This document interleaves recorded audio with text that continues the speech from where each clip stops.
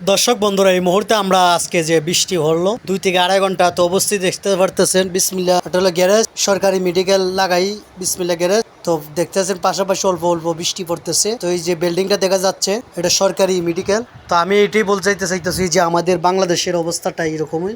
আমরা বাংলাদেশ সবচেয়ে নিচু, এই জন্য বৃষ্টি বাদল হইলেই অল্পতেই পানি লেগে যা। আর আমার বিষয়টা হলো এইরকম যে আমরা প্রতিনিয়ত সরকারের জিনিসকে আমরা অবহেলাতে বেশি করি, মানুষ পরিষ্কার দিকে আমরা একদম কমতে রাখি। তো দেখতে পারতেছেন বাড়িঘরের কী অবস্থা। তো সব মিলে এটা আপনার হসপিটালের ফিসের অংশগুলো আপনাদেরকে দেখাবার চেষ্টা করতেছি, পাশাপাশি সামনেও যাবার চেষ্টা করতেছি। এটা বাড়িটা দেখতেছেন যেমন একবার তো একদম তলায় গেছে। আর এটা হলো আপনার পাশাপাশি চলে আসলাম, এই হলো আপনার এই বিসমিল্লাহ গ্যারেজের যে জায়গাটা।